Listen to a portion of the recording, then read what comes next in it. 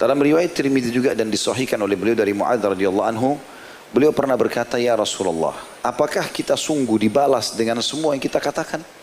Semua yang kita ucapkan ini. Kalau tidak baik berarti akan dihukum oleh Allah. Kata Nabi SAW, "Thaqulatka ummaka ya Mu'adz, wa hal yakubbun nasa fin nari ala wujuhihim aw ala manakhirihim illa hasaida alsinatihim."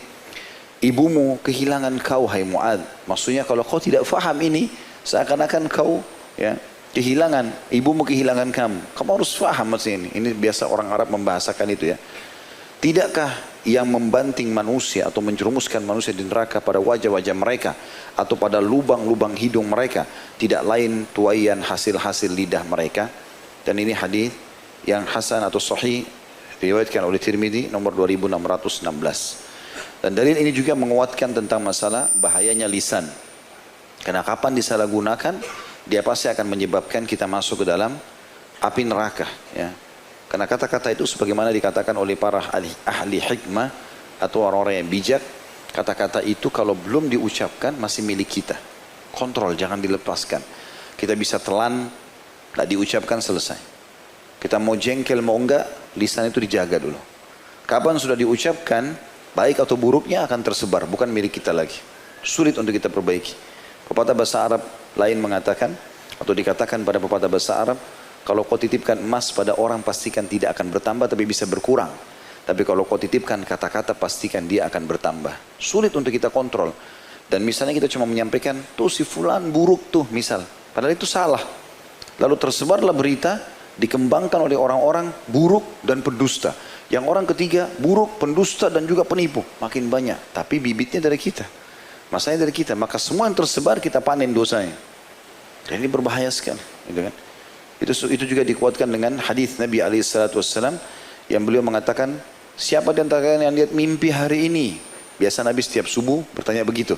Kalau ada sahabat yang cerita, lalu Nabi SAW takwilkan. Sampai suatu hari beliau mengatakan, siapa yang lihat mimpi tadi malam? Maka bukan hari ini tapi malam, tadi malam, karena ini subuh. Maka kata para sahabat, tidak ada ya Rasulullah. Hari ini malam, tadi malam tidak ada yang mimpi. Kata Nabi SAW, tapi aku bermimpi. Aku dibawa keliling oleh dua orang, ya, menemui ada beberapa jenis orang tentunya. Ada di antaranya adalah orang-orang yang aku diperlihatkan yang sedang tidur, dia sedang duduk dan ada orang di sebelahnya berdiri. Lalu kemudian orang yang berdiri itu memegang sebuah besi tajam seperti penusuk daging yang menusuk rahang. Ya, jadi di antara di antara dua gusinya ditusuk rahang kanan dan rahang kiri sehingga membuat hancurlah rahang orang tersebut. Ya. Dan dia kesakitan itu orang itu. Kemudian ya, diutuhkan kembali atau terutuhkan kembali lalu ditusuk lagi. Begitu terus. Lalu aku bertanya kepada dua orang yang sedang mendampingiku. Ini dalam mimpi Nabi SAW. Dan mimpi Nabi pasti wahyu. Semua Nabi-Nabi kalau mimpi pasti wahyu. Ya. Maka beliau mengatakan, apa ini? Kata orang yang mendampingiku, jalanlah. Jalan lagi.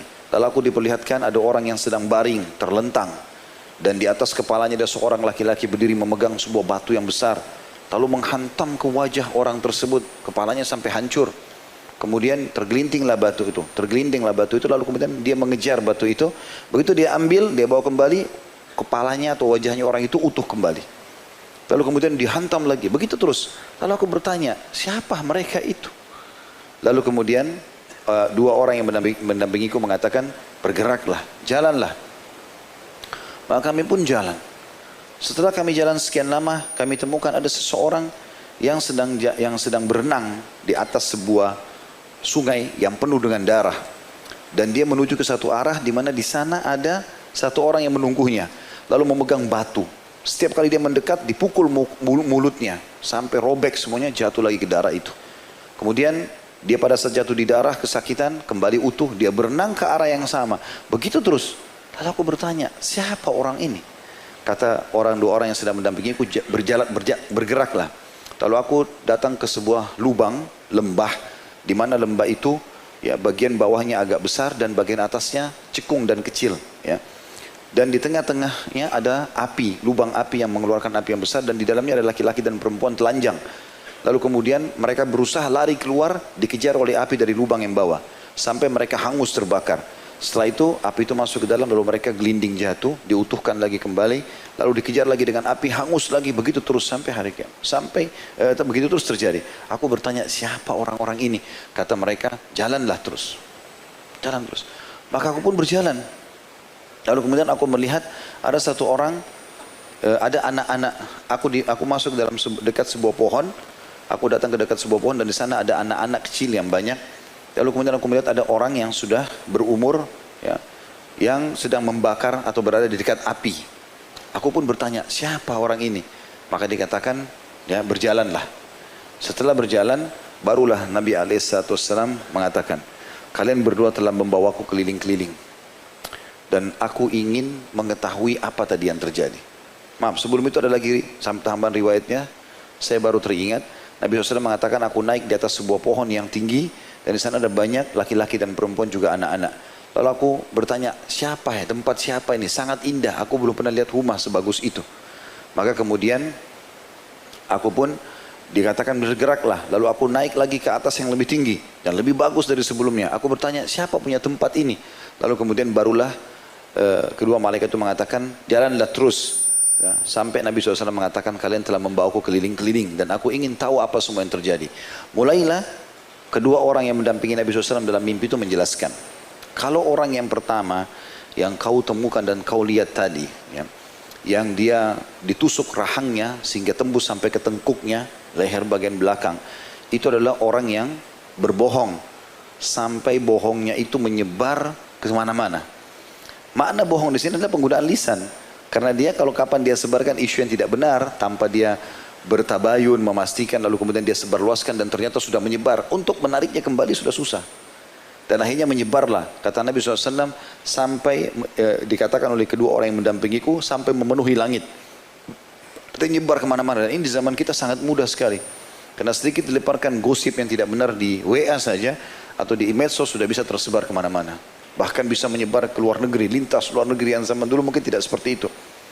Maka ini berbahaya sekali. Kalau orang yang kamu lihat berbaring, terlentang, lalu dihantam wajah dan kepalanya sehingga hancur dengan batu adalah orang yang Allah karuniai Quran, lalu dia tidur, dia tidak menggunakannya dalam sholat malam atau di malam hari.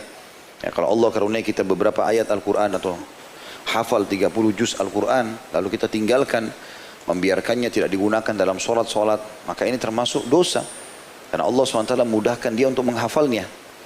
Kalau orang yang kamu lihat berenang di sungai darah, kemudian dia berusaha datang ke pinggir lalu dihantam mulutnya dengan batu, adalah orang yang suka menggunjing dan memfitnah orang, maksudnya menceritakan aib-aib orang. Ini juga berhubungan dengan masalah lisan.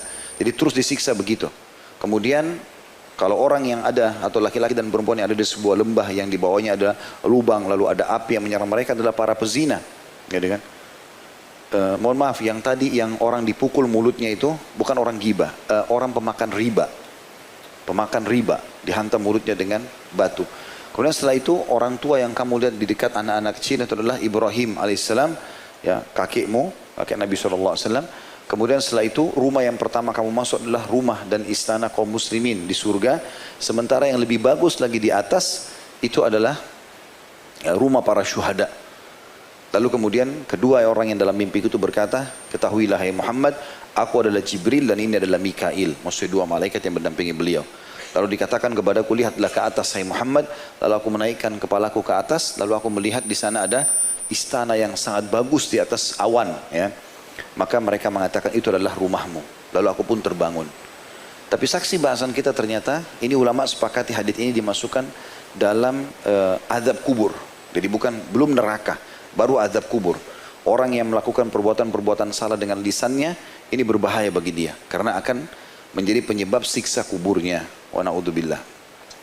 Selanjutnya, jadi ini sesuai dengan apa yang dijabarkan tadi, atau disampaikan Nabi SAW kepada Muadz bin Jabal radhiyallahu anhu.